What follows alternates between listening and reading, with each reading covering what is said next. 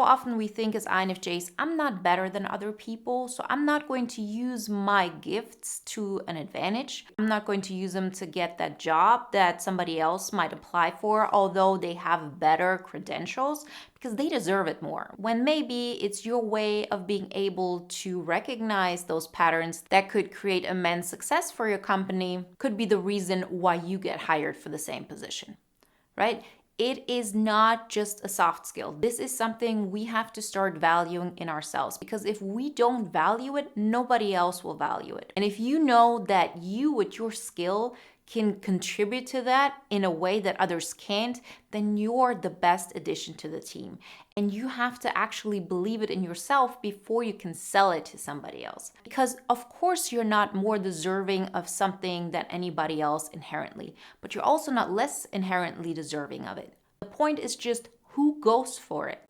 There's so many people who are so qualified, who are so established, and I know so many INFJs who have such great qualities. And the reason why somebody else is getting the job or why somebody is underestimating you and treating you badly is because we're not willing to actually fight for our skills. To say, oh, I know what I bring to the table. I know who I am as a team player. I know who I am as a friend in your life. And this is something to be valued.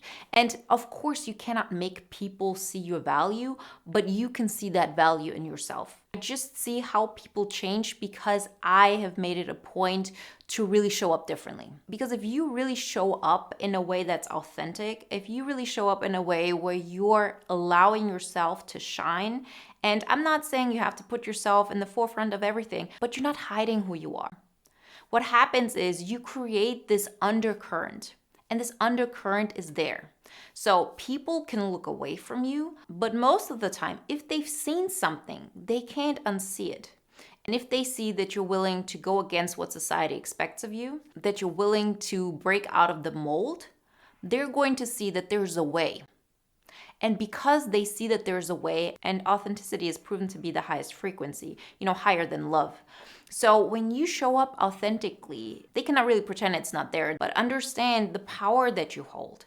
And it's not something that's going to be evident right away. It's something that people are going to underestimate.